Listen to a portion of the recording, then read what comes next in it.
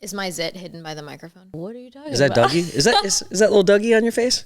Doug won't go away. He's been here forever. Good morning. Morning. How are you? It's almost afternoon. It is almost afternoon, but I say good morning even if it's 10 p.m. You actually say good morning. I say good morning in the afternoon. That's because evening. But I do it. The thing is, it's not just something I do in like on socials. I do it walking in here. I walked in here at like 3 p.m. one day. I was like, good morning. They're like, it's kind of afternoon. I was like, well, I say good morning all the time. So where did the good morning come from? What's the genesis of your sing-song intro? I just said it. I genuinely didn't know that I did it. I didn't realize it was a thing until when I didn't say it, people would be like, you better tell me good morning 2 times. And it became like a joke. Yeah. And then it stuck. But if I go back to like 2018, I say good morning. You have been. And I didn't It's actually good morning. Good morning. But I don't sing it as much anymore. Now it's sometimes like good morning. Like if I need to get into business. I don't know. It's like a news anchor. Good morning. Jennifer Todrick here. Good morning. Jennifer Todrick here. Yeah. I would love to be like, yeah, I totally made it like my thing. As riveting as your good morning Genesis story is, let's transition to what we're talking about today. What are we doing? So today I dug into topics that were requested by people on my Instagram. If you don't know who I am on Instagram, my profile is the Rambling Redhead. And over there, they kind of get dibs on like first, opinions, and I ask them questions. And so I base a lot of stuff we talk about from that community over there. In my head, I still think that they're the ones that are coming over and listening the most. Sure. Of course, we pick up people organically, and if that's you, I'm so happy that you found us, and thank you for watching. Welcome to the podcast. Me, and Mike. But the Instagram people get definitely first say on everything. So I asked them, and two topics that came up, and I think they flow together really well, are people want us to talk about maintaining adult friendships outside of marriage and being a parent, and what does that look like for us? Yep. And also extended family relationships. So like how often do we see extended family? How do you split up holidays? And all of those questions were mentioned. Those 2 questions were mentioned several times, just worded differently. Sure. And so I think this episode will be about those relationships. So outside of marriage. Well, all right, yeah, I think those are good. I think those are great topics. I mean, I thought so too. We have extended family and we have friends, so we're experts. We're experts in this topic. It's wild. I honestly wouldn't have thought. I've had friends for pretty much my entire life. Yeah. And family. Yeah. How about you? I have also had friends for a good amount of time. So, I mean, I guess we're experts on that. We're married and we're also friends too. So this is, again, and we're family. Look at us. I don't know if I would have come on here and think let's talk about us having friends is like a topic that would be interesting. Why not? I don't know. Like, hey, we're going to talk about our friends right now. I don't know. I just didn't think. We're not talking about our friends. No, you're right. I guess I don't think keeping friends and friendships alive is not something that I actually give a lot of energy to as far as like thinking about. And so it is interesting. And now that I kind of like reflect back on even like looking back at my childhood and my parents and their friendships, ours does look very different than like what when I remember as a child seeing with my parents, for sure. And obviously there's different reasons for that. Like my dad worked a ton and my mom stayed home with us. So like there's different things that affect that. But anyways, it is I guess it probably does look different for people. Maybe it does. It's also what you see as a child isn't always exactly what is reality, right? I mean, like you don't know what every relationship your parent has at work or outside the home that's, that is important to them. Like your dad's a cop, and so he probably had a ton of buddies at work as well. But like one of the things is I think if you expect relationships, to me at least friendships, to be the same as they were in a life phase before you were, our friendships now look a lot different than our friendships were pre-kids. Correct. Which even look different than when we were single, right? Correct. As look different than when we were in college, or different than when we were in high school, or different when we were in middle school. I think. No, you're right. Every season looks different. Yeah. But the need for friendships, I think, is still super important. Yeah. I think that's the one aspect of you and I. We have a lot of, look at you promoting Armor Coffee. This podcast is sponsored by Armor Coffee, located in Allen, Texas. And Wiley. And Wiley. And online. And online at shoparmor.com. It's not. Shop Armor Coffee? Yes. It's actually armorcoffee.com. Shoparmorcoffee.com. Thank you. No, it's just armorcoffee.com. Oh, shop Armor. No, not shop. It was the worst ad read ever. Yeah, really, maybe just take that out. No, armorcoffee.com. Regardless of what you're saying, man, you interrupted me. It's my favorite thing to look at was you and the coffee cup. Wow, it's hot. I think you're right. I think relationships look very different given what season you're in. And I think there's probably also a level of maturity that comes with like relationships we're in now versus like, come on, think about our friendships in like high school and college. So I think friendships right now in our phase with like younger middle kids, your expectations that you have to have on your friends have to be pretty stinking low. I guess to be my friend, like we have to be able to, text has to be able to carry, like texting back and forth has to be able to carry more than like me calling you every single week. I don't have time to do that. I think friends also, correct me if I'm wrong, like proximity right now, because our schedule is so crammed. Sure. Yeah. And so you're naturally who you see at school pickup, who you see at school functions. Like obviously those friendships that might not be a 15-year friendship maybe feel, I don't want to say comfortable, but like they grow quicker, right? Mm-hmm. Because you're touching base constantly, like talking at school pickup. So how do we want to structure this? Yeah, I mean, I guess if you go back to me, where the friendship evolution is, go back to that. I think it's a direct relationship to the amount of time that you have outside of like whatever your family are like. So as a kid, you have your immediate family, and then you have all this time in the world. And as you get, like family is everything until it's not. As the kids get older and into the teenage years, friendships become infinitely more important than they were. In fact, sometimes they do. It's never going to happen to our children. Right. Yeah. They're always going to want to be at home with every us. parent. What are you? Shut up! What are you saying?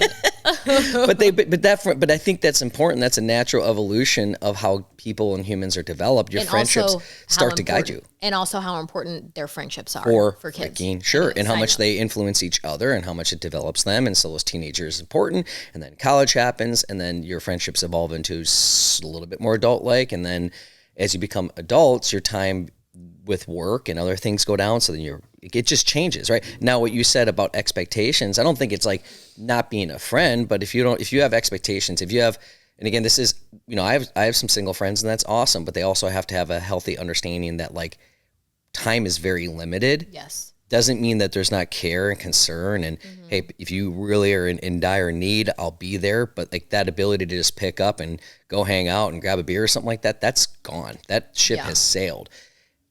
But to the point of proximity aspect of it, it's like it's a lot easier to hang out with friends, at least in our situation.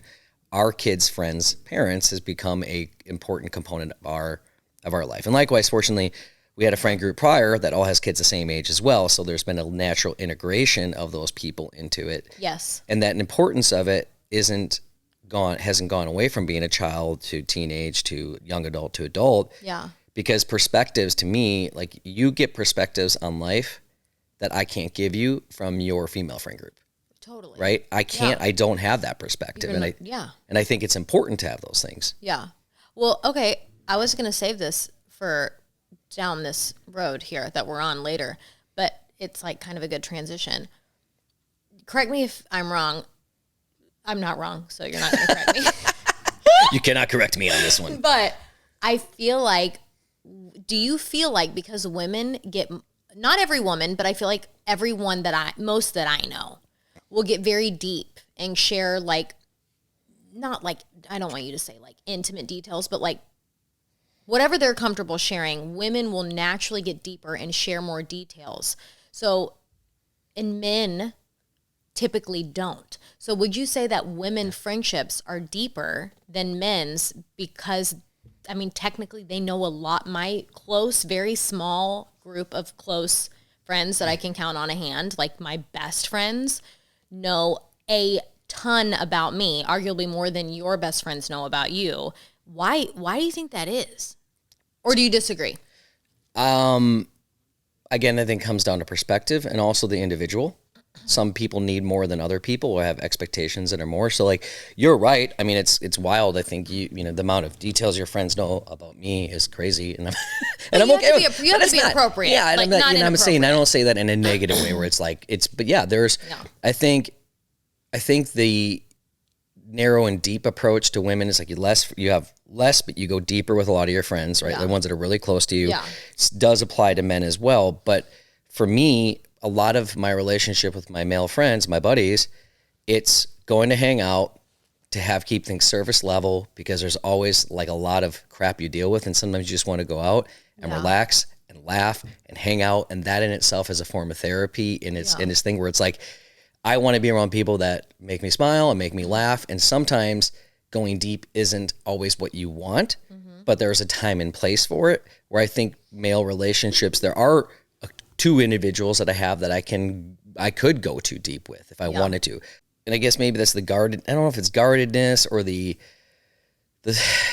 is it uncomfortable? Sometimes, yeah. I mean, maybe it's the social upbringing that you come in, or the family things, like how deep do you want to go with people? And, locker room talk that's, I think, oh, guys, talk about that stuff. It's usually all done in surface level. It's not like, hey, man, I'm really struggling with this. That's not a normal thing that guys are taught, but they should have those relationships. And that's where you have to have somebody really trusted, that's grounded in faith, in my opinion, that has things that you can go to, you can ground in. And sometimes something that has a basis of like maturity and understanding. Those are the things that you want.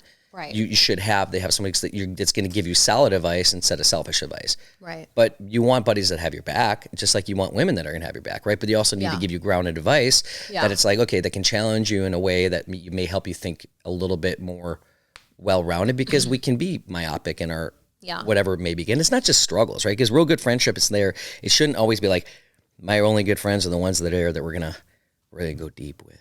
Yeah. Because if you had a friend, I'm not saying this is anything, but how would you feel if the friend only brought you negative stuff? Well, negative against me, or no, like just what negative. They're feeling in their life? Always, yeah. If that person's only coming to you with hardship. It'll get maybe depressing, or you feel like you're now a therapist that you didn't ask to be. Right. Yeah, I could see that. Yeah. And I'm not saying that that's the thing, but that's the friends is like, it's as simple as is, be the friend that you want other friends to be to you. Yeah. It's like, the golden rule, treat others the way you want to be treated, right? So if you're a person that struggles with friendship, are you being a good friend to other people, right? Yeah. Are you putting yourself out there? Are you, we taught, Berkeley, it's funny is how amazing that girl is as far as how she makes friends. What does she do? You taught her this. Just really nice. Yeah. But how does she make a friend? She goes up and says something to them. Finds a common connection. I really like your shoes. Oh, well, she compliments. Yeah. I like your shoes. Yeah. And then next thing you know, they're talking because it knocks down instantly everyone's wall when they get a compliment. You instantly. Oh, thank you. No, if someone comes up to you that you've never spoken to with a smile on their face and says, I really love your shoes or your earrings, and you instantly put something negative on that, like something's wrong with you. Like that's weird to me. So it instantly knocks down that wall of like, this person, well, that was nice. Like it should shock you maybe a little bit in this day and age. Like it is, when people are more facing the phone and then maybe they're not coming at you with a random compliment or speaking to you. But if it is negative to you, I hope I never meet you, because it scares me. And so most people would be like, that's nice. So compliment. I don't think but I don't even think that that's, you start that as a kid, but as an adult, like you just said the same thing. It's like, I've made friendships in the gym, just be like, and I've literally been like, those are cool shoes. Where'd you get those from? You have a conversation or like, you would love your car. Like you start chatting, next thing you're having a whole conversation. I always say that. But there are things like, because it's like, you want to know, or a guy will, say something to say, they'll ask, next thing you're having a conversation, you see the guy at the gym the next time, you're like, hey, what's up, man? And before you know it, you're actually like hanging out, like literally has happened before. Right. Yeah. So it's one of those ones where that's the natural progression of how friendships are. They're not forced. They become part of your life. And then, you're finding commonalities into it. But the thing is if friendship, you struggle with friendships, that's the thing. It's like, are you putting yourself out there? Yeah. And at the same time, in the proximity of your life, are there people that you can feel to support you? And sometimes starting with surface level is the only place to go. Yeah. Again, from a man, so going back to your question, do I think women's relationships are deeper? I do not. I do think that there are a lot of men out there that unfortunately put themselves in a place where they feel like they can't go deep with certain people because of whether it's fear or it's weakness or it's just, like quiet desperation of like, I don't know how to talk about this thing. Like mental health is a huge issue with a lot of men, especially in their 40s that struggle with it.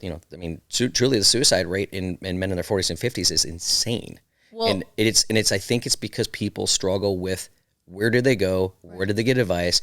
who are they going to talk about this quiet desperation that may occur? And you got to have good friends that are grounded, that can support you. And it's like church or, you know, or work, that somebody that's like, or mentorship or all those things that are really important. Well, it's so funny because I feel like women and men both do this. They both tried, well, not everyone, but a lot of people, they fall into this of trying to look like they have it all together, to try to peacock an image or like give off a persona that they think is fooling everyone. And where women might do this with faked happiness or how they look, dress labels and what they own, or maybe their wealth or success, whatever. I feel like a lot of men, I feel like it could be kind of the same with like guarding feelings and looking like everything's okay. It's like a different form. Sure, it's not giving off wealth or whatever, but in a way, if men seem like everything's good and stable, then they're strong. Maybe there's strength in that. I don't know. Maybe. Whereas women, I'm sure there's some, and if like we really wanted to like tackle down even like myself from a therapist, I even have a little bit of like, I'm not going to sit here and cry to you about my issues because that's a waste of time. And if I really want to put a word to that, like I'm stronger than that, right? I'm even guilty of kind of having that, not when it's real big things. I think that's very important to express it. But I'm just saying, like, even I have like little nuggets of that where maybe I was taught to, you're bigger than this essentially. But I think it's more fluent or more prevalent in men versus women are like, I'm done. I'm mad. Our emotions will drive us more quicker to talk about it. Yeah. I don't know. And I think real friendships is a basis of trust, right? And a mutual trust, just like a relationship with a spouse is, right?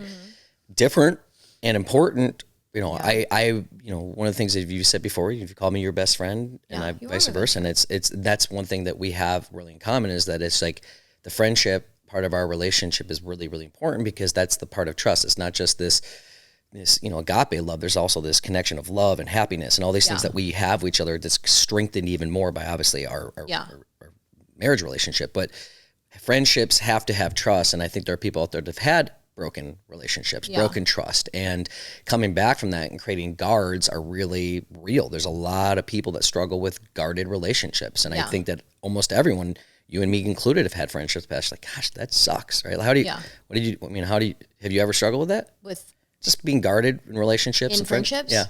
No, I do the opposite. I'm not super, I'm social. I'm an introverted extrovert, or extroverted introvert. So like when I'm out, I'm extroverted, I'm comfortable, I'm truly confident talking to people, but I would rather be at home by myself if I had the option. But I struggle with instantly taking people for face value, trusting them very quickly, thinking they're my friend, and then I tell them every single thought I ever had, and then that backfires if that woman seems to be struggle with like insecurities. Maybe I say something and it's off-putting to them and they can't handle that or they misinterpret that. That could be hard.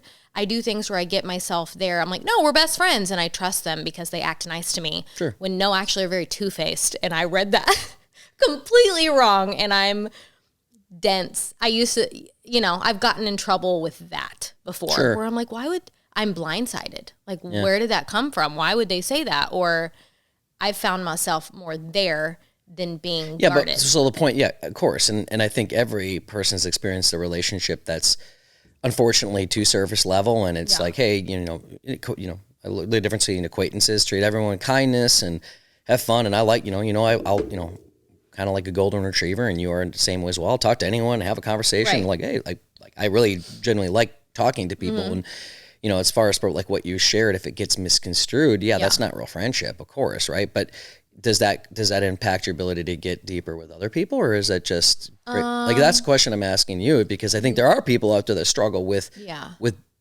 lack of trust because of broken relationships. Right. I mean, if you think about it, if we're really going to get like deep into it, if you're a woman, I can speak to women because while I'm not every woman, I am a woman, so it puts me more as an expert. You're an expert in that camp. You are a woman. I think if you find yourself being guarded with everyone and you can't even name a best friend that you think about sharing a topic of marriage or intimacy or anything like that, and you're like, I could never, I think that's something really deep. And I think you need to go talk to a therapist, someone who has an actual expert, because to not open up to a single person is like, you're literally hiding your true self from the world, correct. Everyone, which means maybe you're not secure in what you are feeling as yourself, which that's an issue. Yeah. And so I think someone who's you've been so hurt that you just, the walls are there that you just don't know how to reopen those things up. 100%. And now a quick moment from the sponsor of this podcast, Better Wild. If you follow me over on Instagram, then you know that I give Gary, our most perfect golden retriever, Better Wild allergy chews. And we have seen an improvement in his coat, his hair, his itchy skin. I swear that boy is allergic to everything under the sun, especially in the summer. But the biggest testimony since giving Gary these allergy chews is his eyes aren't all gunky and draining like black goop. They're very like messy all the time. And for some reason, these allergy chews have totally cleared up his eyeballs to where they're not gunky all the time. That was the biggest thing that I noticed very quickly, that not even his allergy medication would do for him. So instead of him taking an allergy pill twice a day, we now can kind of alleviate some of that by giving him these allergy chews. As we all know, health starts in our gut, and that's also the same for dogs. Better Wild helps build up your dog's defense system by strengthening its gut. It is veterinarian formulated and approved. The unique mechanisms that make Better Wild different from competitors is their proprietary ancestral wolf probiotic blend combined with L-Sakii, which is a postbiotic derived from kimchi. I have been given an exclusive discount that is the best deal you will find. To redeem it, go to betterwild.com/redhead and use my code redhead for the exclusive offer. This stacks on top of other discounts and is the best discount available exclusively for you, our audience.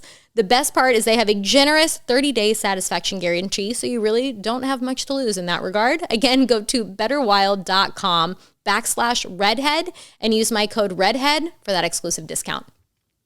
I do think there's a really big correlation, and this has no science backed, no data. I'm literally just like thinking this in my brain right now. I feel like women who are really secure and confident and know who they are, I think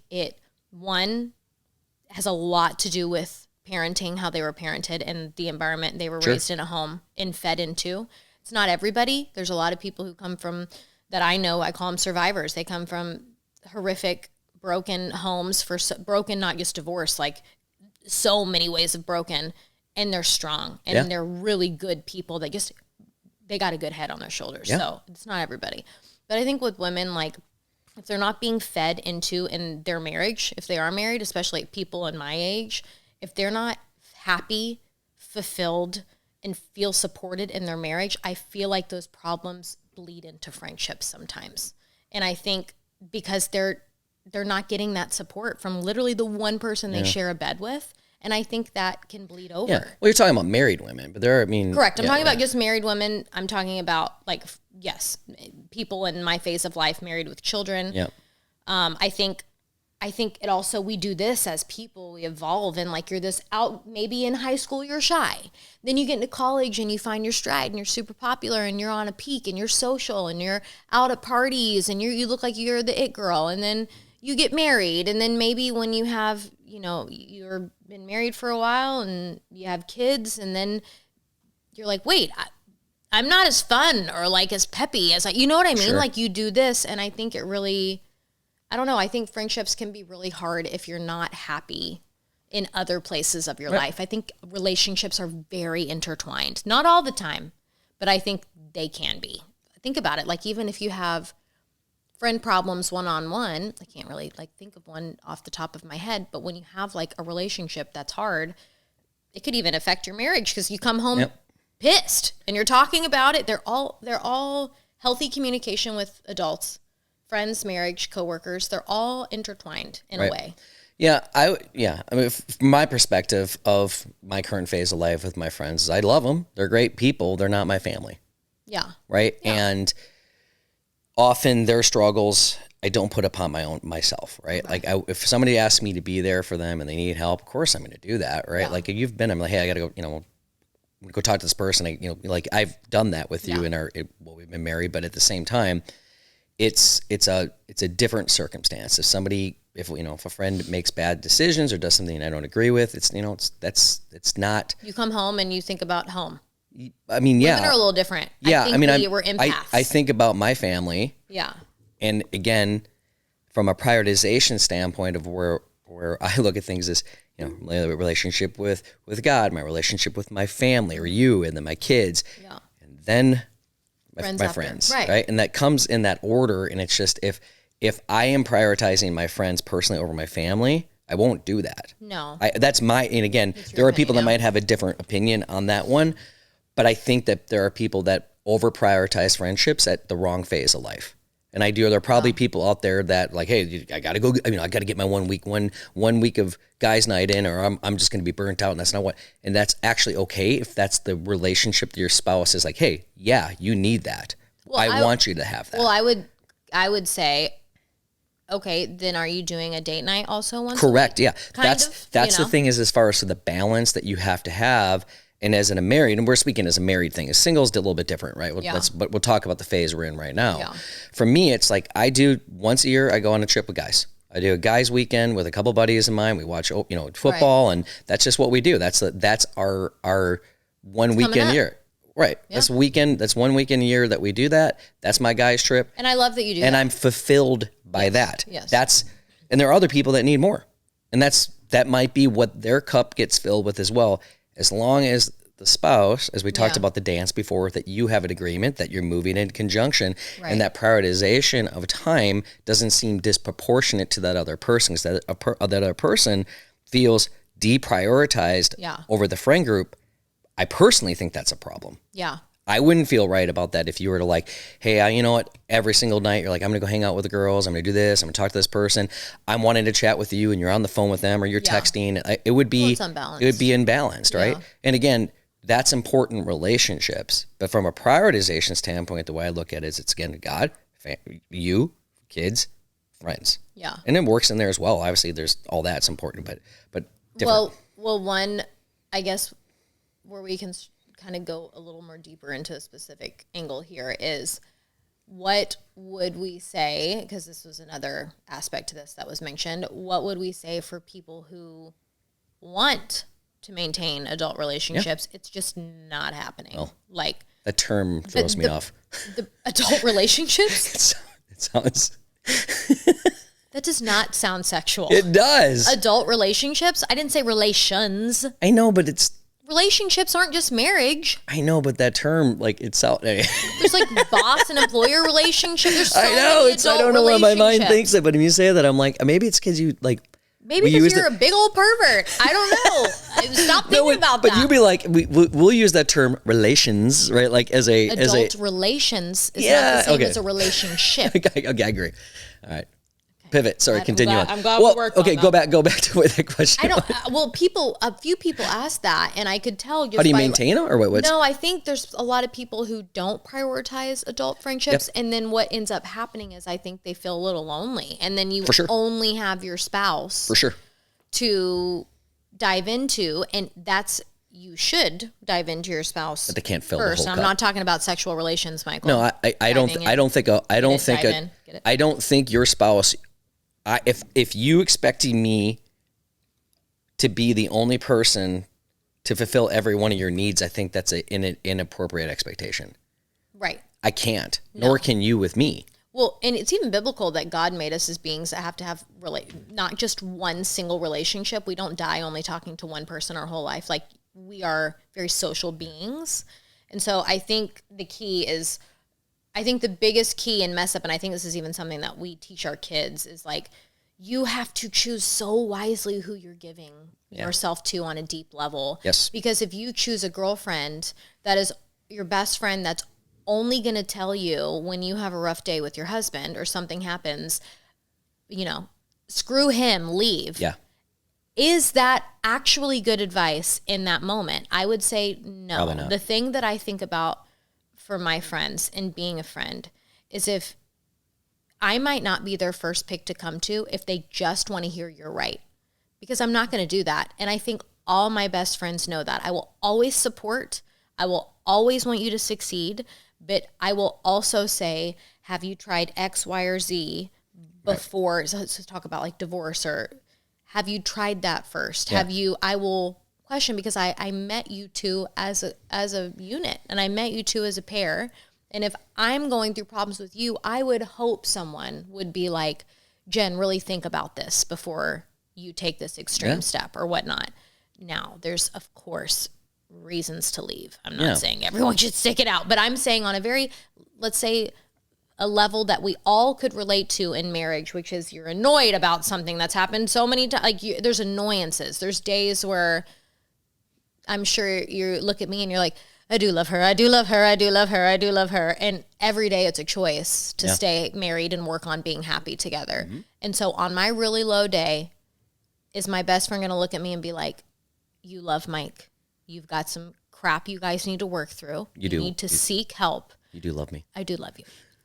But that's a damn good friend. Yeah, that is a good friend. And that's who you need to pick, those friends, because they just have so much influence over us, whether we want to admit it or not. My best friends have a lot of influence on me. If I think one way and come in hot to an argument and they're like, well, Jen, have I heard this? Or I would trust her. I would be like, oh, I didn't know that. And instantly I'm going to trust what she says, which could sway my belief. You see how easy it's a slippery slope who we put our hearts in the hands of. That is, I think that's super sound advice, and I'm very grateful you're the kind of mom that teaches our kids that as well. And it's because it's the same thing. I believe it's be careful that you're close to. Those that are closest to you are you. And it's the adage of the apple doesn't fall far from the tree, right? Yeah. That's could be applied to our kids are going to probably end up a little bit like us. That's pretty much not always, as you said. Like somebody comes from really tough circumstances can really excel. We're not exclusively our parents, but it's the same thing with. Show me your friends and I'll show you who you are. That's another adage, right? Yeah. Because that is the case. Especially, it's one thing I remember I think it was my dad actually used to say that when I was, in high school. Show me your friends and I'll show you who you are. And if you think your friends are a bunch of turds, you're probably a turd too. Yeah. Right? Honestly, if you're like, I can't trust them. One of these people, I hang out with them all the time and, they're my friends, but they are just like, I wouldn't have my sister marry this guy, like you probably not. And we all have friends that are like, they're fun. Perfect. I'm talking about the deep. Yeah, and that's what I'm saying. But your friendship is collectively kind of who you are, regardless of what you think we are, right? Right. And so, I think what you said is about making sure you're careful and trusting that challenging thing. This is why friendships. I say the relationship between you and I is a friendship as well. Right. And the relationship with friends. There's a lot of similarities that kind of come between it because real relationships tell each other the truth. Right. You don't tell the other person just what you wanted to hear, as you said, because that's a hype man. Hype mans are fun. You want those people in your life, right? Yeah. It's always good to be like, Jen, and also things. Real friends celebrate your victories. 100%. Real friends celebrate, and that's what you do with your friends as well. One of my best friends is a hype man, but I also know she would sit me down and tell me the truth as well. 100%. So I actually am so lucky that I have quite a few hype women that also are like Jen. Yeah. If you and jealousy is very normal amongst all humans about when you have a friend who guy thing. If you have buddies who get promoted, they have businesses, they sell their businesses and they make all this all these accomplishment things. You're like, man, what am I doing wrong? Right? Like there's things that you start to think in your head. The right mentality is like friends celebrate friends wins. Yeah. Friends encourage their friends because that's what you want in your life as well. And as opposed to the deep-seatedness of that can be like the jealousy gets in the way of your own maybe thoughts about who you are and because that's not friendship. Friendship is part of that so that supports part of it. Yeah. The second side of it is because that trust is that you tell the truth. But see, you're honest with each other. I agree with you, but I think that's where us and where we are in our journey as being confident and knowing who we are and standing firm. If you are not confident in yourself and your life in a point of content and happy, it's really hard to celebrate other successes when you feel like you're getting left behind. For sure. That's why these relationships are so tricky.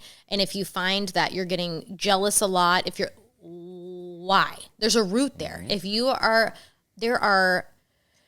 it's even tricky to talk about because okay, actually, I'm going to talk about me because it can't sound bad because I'm talking about my own experiences. But when I was a stay-at-home mom and you were this is right before the blog, and you were working. You had gotten promoted. You were in school to get your master's. I was face to face with what I didn't know at the time. I was jealous because I felt like you were bettering yourself. And I also was like, I'm a really smart person and I can be talented and I'm so driven and motivated. Mm-hmm. And I think that also those things, so being a stay-at-home mom, what can I do in my life to make me feel fulfilled so I can be happy for you? I think the same thing kind of goes into having healthy relationships with others. Think about relationships that go south, specifically with women. They're typically over pretty stupid, catty things. Yeah. And it goes down like that. It goes down quick. And men are not, I will give men this, where you guys, in my mind, I know you disagree with me, I don't think you guys know each other as deeply as women can know each other because of the less details that you share, the more guard you keep up. I'll give you credit. You guys are so much better at grace and forgiveness and moving on than women are. You can literally get in a physical fight with your friend. And if you're good friends, bizarre. And then by the end of the physical fight, you're laughing with each other because you've figured out whatever it is and you're like, move on. It's all good. But do you think it's literally the truth? But let's break it down. Do you think women become more hurt on a different, like, higher impact level because maybe we did share more, and so we feel like it's maybe more personal? It's different. It's like, it's very complex. Again, where it says this, it's the comfort level. Men need deep relationships as well. They need to find people that they trust to be able to share whatever it is that's going on in their life in a mutual standpoint. So call it a accountability partner, or call it a mentor relationship, call it just a good friend that you can be like, dude, I'm having a hard day. People need those. But I want to go before I go this, because you said something. I want you to go back to this. Okay. You talked about how you were feeling when my phase of life was going up, the promotions and the travel and the awards for company and then the MBA program. And I was also just really tired. But. Well, and they were tired, and you had a new baby. But who gave you solid advice? My mom. So you went to somebody. Did she tell you, Jen, you should feel that way? Heck no. Right. She so gently and lovingly told me, your husband is providing for your family, and this is an agreement that you were so pumped to stay home. This is what you wanted, and it's such a blessing for me to be able to do that. Right. So before you go and get on to him for working and doing things to potentially better the family in the future, okay, share your thoughts with him, yes, but what can you do in your own life from day to day, from your hours of your eyes being open? What can you do to provide more joy? Yeah, you can't go out and join a tennis league right now. You're at home. You have 2 babies under 1.5. Right. Like, that's not feasible. So you got to what else can you do? Like this, I'm not going to feel sorry for you for creating a family and making an agreement that you both agreed on. She didn't say it like that, but that's looking back. Mm-hmm. My mom was so tactful and being like, I've been there. I see you. My mom has felt the same way. I think a lot of stay-at-home moms feel that way, but you don't want to talk about it because then it makes it look like you don't like being a mom in that moment.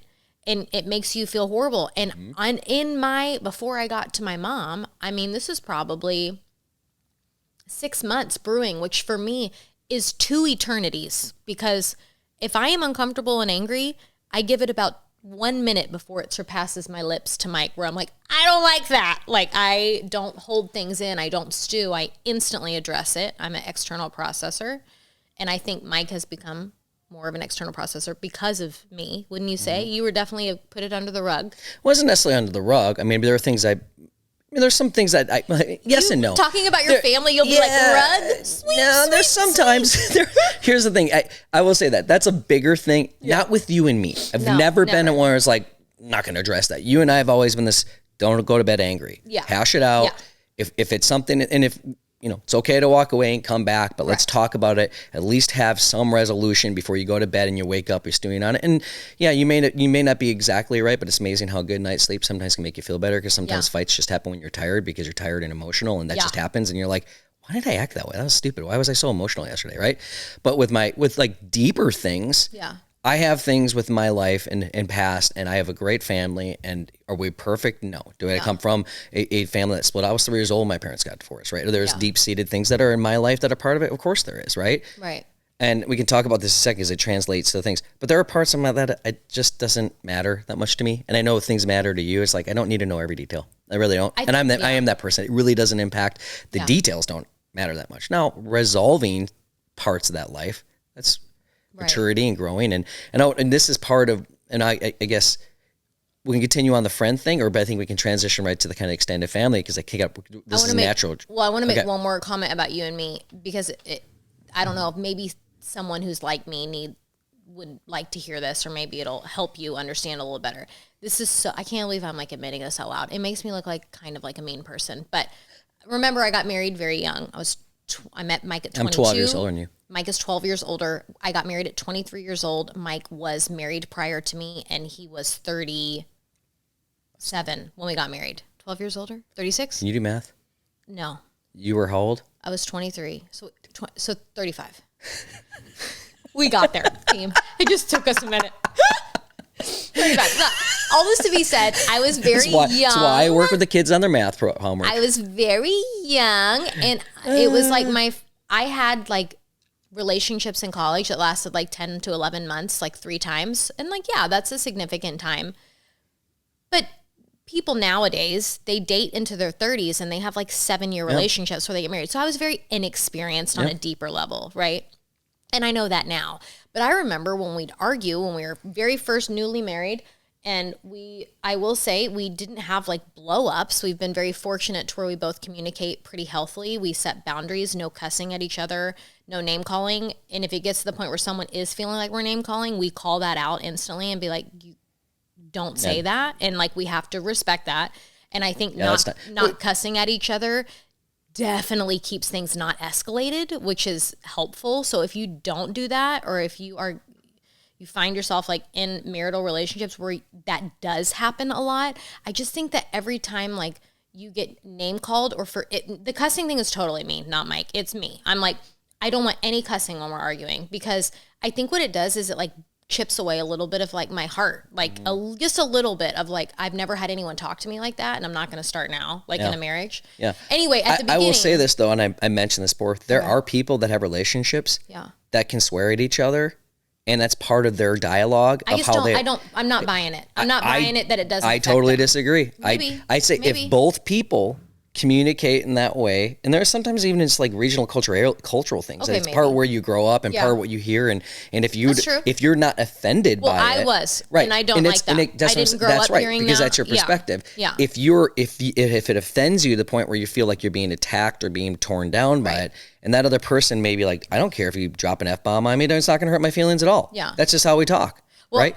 We can't put our own personal things. This is just me. Yeah, that's you. So that's your perspective. Me. Yes. And I'm writing. I wouldn't like that, I personally, but there are people that, again, there are people that way. Right. And I'm kind of ratting myself out, but this was like immature me, is like we would have an argument, and I am extremely fast in comebacks and talking. And Mike would say I'm the worst to argue with, because it just sounds like I never back down, and I'm quick and like instantly have a comeback. And I remember Mike being like, I'm taking a minute. And in my immature, selfish head, I'd be like, got it. He can't even hang with my arguments. My God. And now I realized ultimately I'm losing by not letting you step away, because don't I want your actual like true thoughts? Like, you need to get those together and come to me, and that way we can actually have our true thoughts, rather than me just winning an argument. That's evolved for me. Well, if it goes to escalation of emotion where you get to the point of anger, and if you fight you can be angry, and angry is a real healthy emotion you have to recognize. Yeah. But if you're fighting from a place of anger, it causes you lose almost a little bit of. I don't think mine's anger. Mine's defense. Right, yours is defensive. Like, no, I'm going to win this point. That's a mindset thing, and I'm going to talk about that in a second. And I've evolved. That's right. But if you go to a place where you put a person at a position of anger creates reaction. Yeah. That doesn't always have the best thought, sometimes it just happens, right? It's like you can say defense, and it can say, it's like, if you're angry, I'm becoming defense. You start swinging, and you can hit low, not physically hit, but you actually say things like, I've never hit him. Yeah. No, it's not physical, but I mean, like, it's become a low blow, call it, right? A low blow where you're like, you just said something to cut that person down, to hurt them. I'm angry easily. And I'm going to hurt you because you hurt me, and I'm angry. And then you're saying things that you're like, okay, how do we come back from this, right? And you should be able to, where both of us have, we've learned this through time. It's like, hey, when you said that, just so you know, that didn't feel good. Right. And I've said that to you, and you've said that to me, and we both like, you're right, and that's fair, because you can say it now at a place that it's not coming from high emotion. Right. And that's where it is, where it's that stepping away to come back in, that you're not coming from a place of anger. You're like, okay, I got to collect my thoughts here before I'm going to say something mean. Right. I don't want that. That's not good, right? But what you just said, fighting isn't about winning. Right. If you come into a mindset of, and this is even relates to friendship. Yes. If you come in a position where I'm going to win, you will always lose in the long run, because reality is in compromise in a life, like, you can feel you're in the right, but if you come in a position of the mindset, I'm going to win this no matter what, and you may win that, you're going to hurt relationships in the long run. Correct. But just for anyone who might like relate to what I'm saying, people like me who might, it's not like when we're in the fight, it switches to now we're saying, I've got to win. It never makes face like that. It's more so like, because I am very quick, it's like a lawyer almost. So when you put something at me, like a point, I'm instantly like, well, why would I do that? What's the rebuttal? Like, it's not like I want to win. It's just my brain is like, no, why is that wrong? Prove the wrong. Yeah. And for, I would say quite a few years, again, I'm in my early 20s, I would argue like that, and you would get so mad and so upset, and you would say, it's so frustrating to have these conversations with you. All you want to do is win. And in my mind, I'm like, no, it's not winning. It's like defending myself because I'm not a bad person type of thing. And so I think there's been recent times where we argue, and you may not believe me, but like, I really do not say everything. I keep my mouth shut, and I feel like it's really evolved. I give you space, and I don't like mock you if you need more time. I don't think in my head, like, got him. And I'm putting myself out there for getting total judgment, but like, in my young 20s, because you weren't as quick and you were more mature and you thought before you spoke, which is such a wise way to be. I didn't have that wisdom. I definitely saw it as like a weakness, like, got it. And that's evolved in my brain to where I want Mike to take time. One, he could really hurt my feelings if he says something really mean to me, and I don't want that. I don't want to push him to that level. Two, if I give Mike a minute to talk, he's going to come back to me, not with like, I used to think you were like crafting this false narrative. I was giving you too much time. Like, that's how I thought as like a really young 20-year-old. Well, I didn't either until I got older. And now I'm like, I want him to take time. That way he can actually express to me what he's actually feeling. And then I'm getting to know him. Yeah. Like the real, what this is coming from. So anyways, I don't know why I'm talking about this. It's just, if anyone can relate to me, I would say challenge you and say, it's really hard, but think about it as like challenging yourself to actually give that person time to walk away.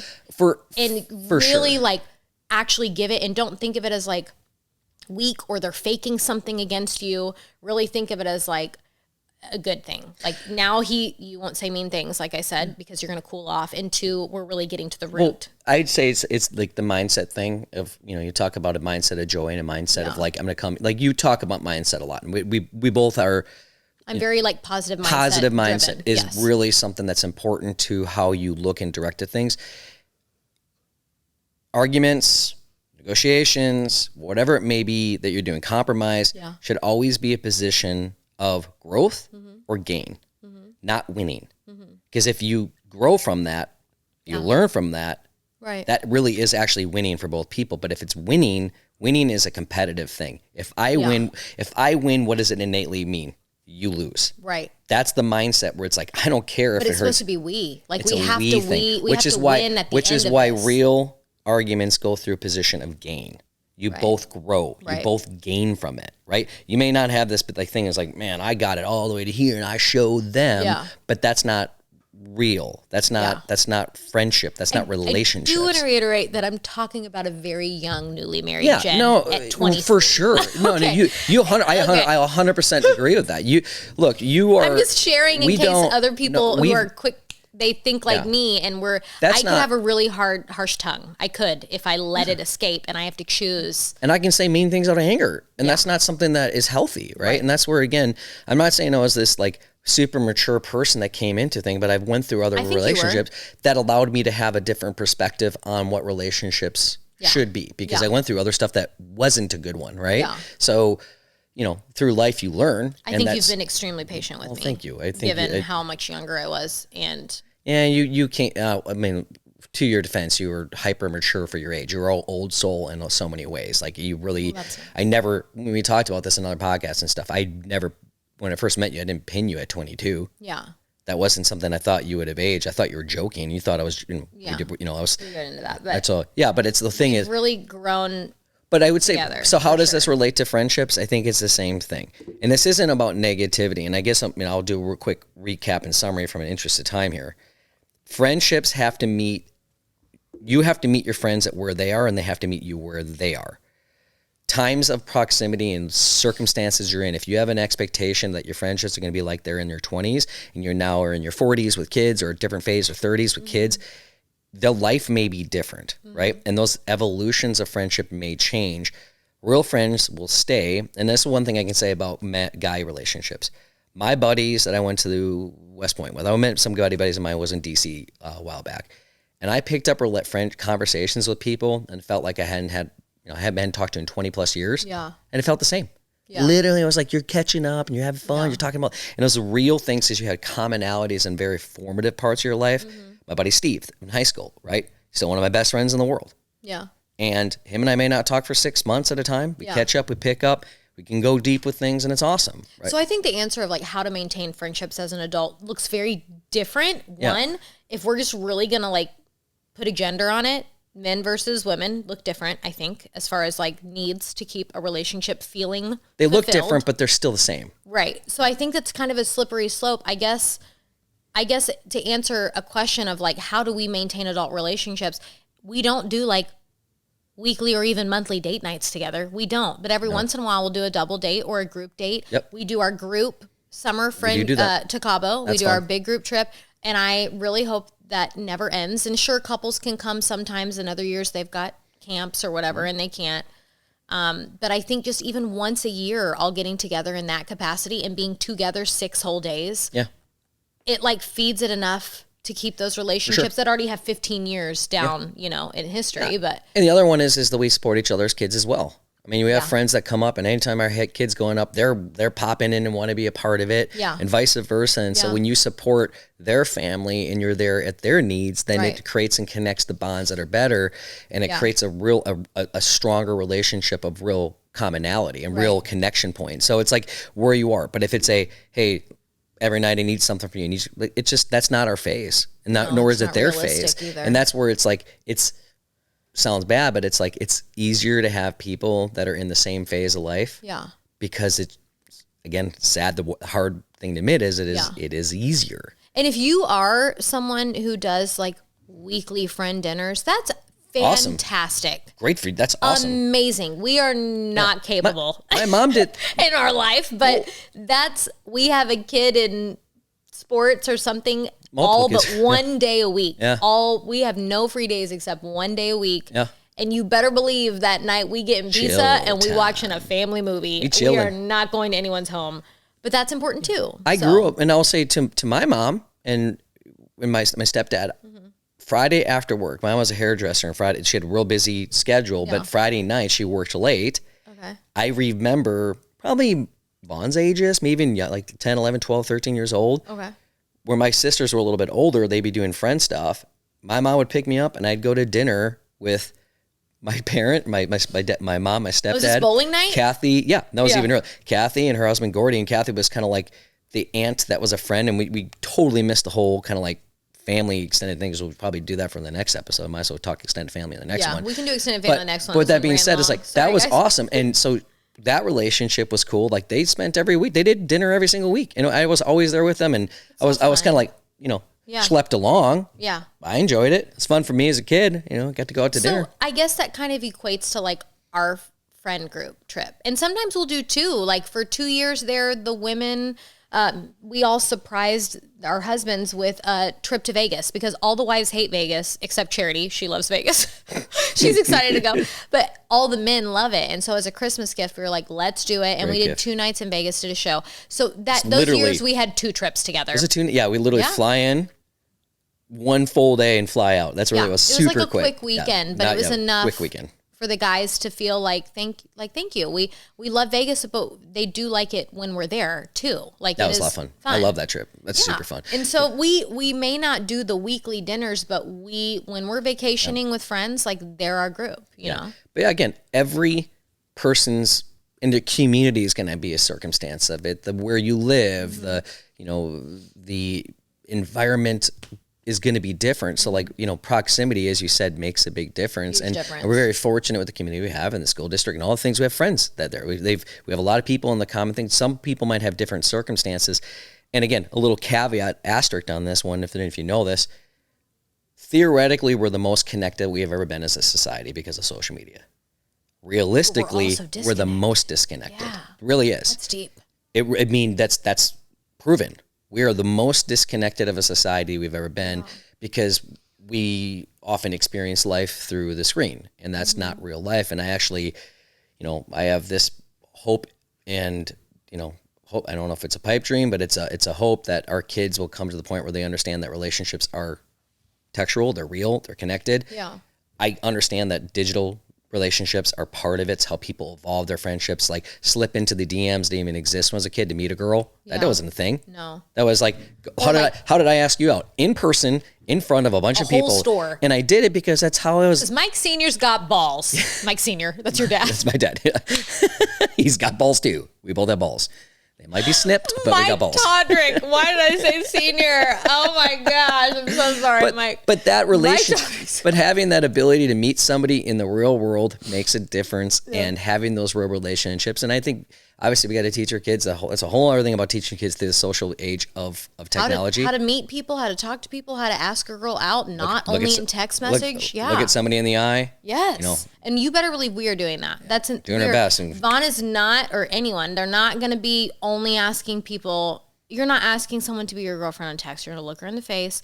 You're not going to ask her to go on a date. Well, I mean, I guess if it's like far away, I guess. Yeah. No, call her. Yeah. Call her. Do it with your chest. Like, I am still standing by that. But girls right now be like, that guy, it's weird. He called me on the phone.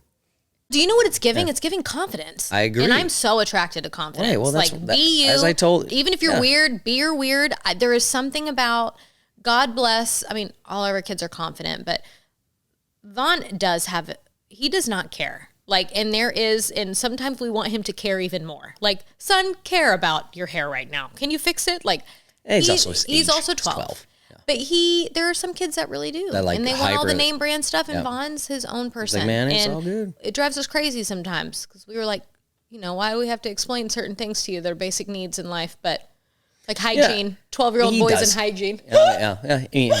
It's like 12-year-old boys in hygiene is painful. You're at the age that you actually have to shower every day now. Yeah. This isn't an optional thing anymore. You are stinking, dude. But anyway. So with this being said, you're right. Confidence and all those things and relationships, but real relationships happen in person. Right. You can create genuine relationships online. Absolutely. I've made buddies playing video games, believe it or not, like legitimate. So all this saying is we have friends. Yeah. And we think they're important, but we don't think they're as important of like what we have here. And so they're definitely something we prioritize, but it's a different level of effort put in. That sounds bad. No. If a friend calls is in need, we drop what we're doing and we will be there. And I hope all of our friends feel that way about us, but we're also very busy, just like they are. We have awesome, really successful friends, and success looks different across all of them. It's not measured by one thing. Nope. But we're all successful doing our businesses, our jobs, raising our children that like fit me in when you have time, friend. You know what I mean? Like, and that's okay. And you can't get upset about that. So lowering expectations is a beautiful thing in like every relationship in the whole world, because then you take them for what they can give in that moment, and that's okay. And then you accept them for that. That's a whole deeper thing we don't need to talk about, but you taught me that. Yeah. It's yeah. You taught me that, and it sounds so If negative. your expectations are too high, you're going to always be measured low. It's just you're going to be disgruntled, and then you're not a good friend because you're ticked all the time. Like, really, why wouldn't they do that? Yeah. To me, it's like, for my friends, for me, it comes a simple thing. Can I hang out with you? Do you make me laugh? Do I actually find joy in being around you? It just really distills to that like simple thing. And I guess maybe it's a little surface level of it, but again, deep. I go deep with you. My dad or you guys have selected people to go deep with. The rest of my friends, I want to have fun with them. I want to hang out with them. Yeah. And when they know they're in need, I'll be there for them just like they'll be there for me as well. I had a good friend of mine pass away from cancer, and it sucked. But during that time, it was really cool to see the number of people that came out for him as well. Like even people that you thought might have theoretically some more service relationship, but people really stepped up for him during that time. And it was awesome to see that. It was not just, being, as horrible as it was for everything, there still was love and joy that came through those circumstances that brought a lot of people together. And I know Justin would want that, right? Friendships are so important for so many deep things, not for you, for them, for families. Yeah.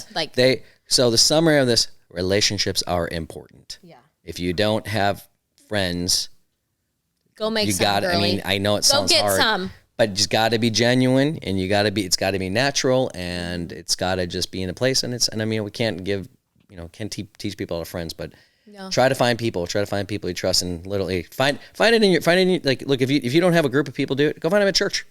Oh, I got some fun questions. Yeah, let's do one of the questions because we're already at an hour mark. All right, I got this on my phone. Oh, we're doing a little bit over. All right. Okay, if your friend group had a warning label, what would it say? My stomach gurgled. Depends on the friend group. Unhinged.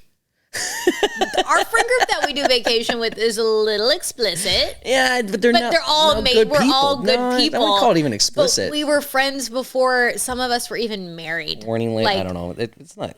Maybe but they're not explicit. No. But when we've calmed down, we were in bed at like 9:30 one night in Cabo. Yes, I hated that. I was like, what are we doing? Why are we acting like we're old? I was so offended. I would say loyal. Loyal.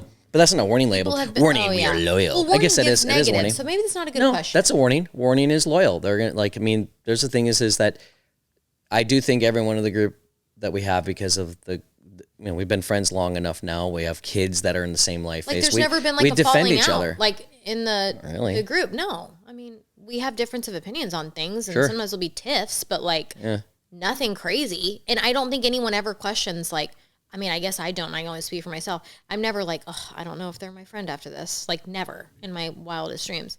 But then again, I have lots of different friend groups. So that's just the one that I've known. All my random questions were family related, and I tried to twist, I wrote them because I really thought they were going to be family connected at the end, because I thought that was the tail end of it. So we'll do that next week. Just to keep it weird here. Go ahead. Let's do the jar of weird questions. So you guys submitted these questions back in 2022. Yeah. And again, we'll just go ahead and say it here. If you have questions you want to submit, you can put them in Jen's DMs. You can go ahead and put it on the email, which is youmeandmikepodcast@gmail.com. And Charity will put that right here and up there and both sides of the things. Anyway, but those are places to do it. And this is insane that this is a question because it kind of ties in. Does it? Okay. I don't know if we've already answered it though. Did you know, because I just shared an old podcast, and it was from September 8th, 2022. We've actually been gone 3 years. For real? I told you that. Happy 3-year anniversary. Oh my gosh. Do you know when and where your kids were conceived? I know Berkeley 100%. Who asked this? I know 100% where Berkeley was. Berkeley was Cabo.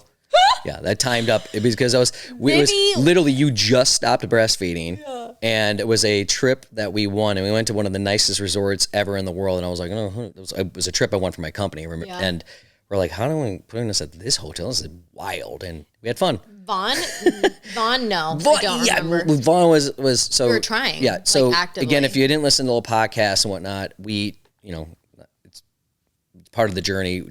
Jen went through a miscarriage, and then Vaughn was kind of our angel baby, and he's, a blessing and all the thing. But I remember there's rainbow baby. I thought they called angel babies. That's like angel food cake. What are you talking about? If you're going to use a term, you got to make sure that's correct. It's a rainbow. I thought it was called an angel baby. I don't know. That sounds like the baby that's in heaven. Well, maybe Rainbow baby's baby, looking honey. down on heaven. It's rainbow baby. So Okay, yeah, well, we'll work on regardless of whatever that term, I can't even remember because you were like, we're making a baby. You were on schedule. You're like, I'm ovulating. Let's go. I was a piece of meat for you. He was a piece. That's true. 100%. I was like, yeah, it was awesome. You were mad. I was not angry. You were not mad. You were like, I'm meat and I love it. I am just here for copulation. That is only. I will say though, anyone that has had a miscarriage, it does do something to that pregnancy. It does make it a little bit more like a job. It does make it a little more like a goal. It does suck some joy out of the entire pregnancy, sadly. Even me with a very positive mindset. And if it's negative, like shove that crap down, because at the end of the day, it's going to steal joy from something that I'm in and God has blessed me with right now. Yeah. And it still was a choice for me to like choose to do that. And sure. But I will say it got better with the second and the third. I did not feel like that. I was very grateful for the children I had. And I was very much more at peace of like, whatever happens is God's plan. And I was more at peace with it. Sure. But as a young I think we got pregnant with the first baby 6 months after getting married. So I was literally 23 years old. Yep. That was back when I was fighting to win and stuff. Very immature part of my life. No, and then Vivian was... Oh, Vivi's a great story. So my best friend, another best friend from high school, told me that she was going to do natural family planning and that she was taking... She was taking like her vaginal temperature and like you can totally I didn't know that. She was going to that. You can totally... She's very holistic. You can totally figure it out. Our bodies guide us when we can get pregnant. And technically it's only like 3 days. And even like one of them is not very strong. It's a very small window. So once you figure out that window, you can have unprotected sex all day long and nothing's going to happen. So I was like, okay, teach me your ways. And so she taught me what to look for. Mike was about to go out of town and it was going to be a few days. And so I was like, oh my gosh, we should have relations. And he was like, and you don't adult have to relations? Adult relations. And you don't even have to have protection, Mike, because there's physically no way I can get pregnant right now. I'm using natural family planning. I know my body. Mm-hmm. And then you were pregnant. Found out I got pregnant. and we know it was that time because he was gone for a good amount of days and the due date put it right at that time. Like I literally sold him. So this goes back to the thing is, be careful of the friends you trust because their advice may be awful. It also goes back to this truth. We weren't trying where we were trying. Like we were at the point where we said, we weren't trying, but we were like, if it happens, we're being irresponsible. Yeah, if God had it happen, it happened, and let's go for it. But it was literally like, again, within that 1 month. That's within that 1 month that we decided that we're like, we're having 2 only. You're forgetting that we had decided not to have 3. No, I was fine with 3. Totally fine with 3. I'd have 4 right now if I wasn't 180. Well, I told you're not 180. 100, okay. I would have unlimited, I think. Someone also asked, when do you know if your family's complete? And sadly, maybe it's genetic. My mom said that she never felt like it was complete. She would have more, and I also feel that way. Yeah, no, we both did talk recently. Like, I think we're kind of good at 3. Well, we did talk about traveling would be hard. And then we talked about the like restarting over. And then every time we start digging deeper, and we're like, yeah, we're kind of good. We're good. I'm very happy we have 3 children. Yes. It is the best thing in the world. And again, in my mind, I thought it was going to be a 2-person family. And I never thought that. Best thing. And I did start. That's actually what was my mindset. Like 2's gonna be great, but Vivian is our bonus baby and blessing, and she's one. Yeah, we're very grateful for the healthy, amazing kids we had. I'm just so glad. Us a lot of favor on that. I'm just so glad she's like hilarious. Like she's wild. So freaking funny. Fun. Anyway, that's gonna conclude this episode. Yeah. So the entire episode that was supposed to be about family and non-marital friendship was again about friends and marriage. Oh, well, at least here we go. It's interesting. Next week, we'll dive into the other half of that, which is extended family, in-laws, your family, chosen family. I think there's a lot of conversation. That's literally an hour. Easily we could talk about it because 100%. Everyone knows. The truth is, I haven't talked to a single guy that doesn't love their in-laws. It's always the easiest relationships. Okay. With that being said, thank you guys so much for listening. Make sure you're following along Apple, Spotify, anywhere you are getting your podcast. Make sure you're following. If you love the show, we would love a good review. Oh my gosh, I clicked on our page when we first started this and was blown away by like the 4.9 rating that we have. I sent that to my producers, also my best friend from high school, and she was like, I don't think you understand how nuts that is. Like nuts. She goes, start looking at like top podcasts and look at that. And so it's nuts. So thank you. Great audience. So thank you for somehow following along with this ADD discussion. I think we're doing okay-ish with not interrupting each other. Better. We both just real quick. We have a hard time like.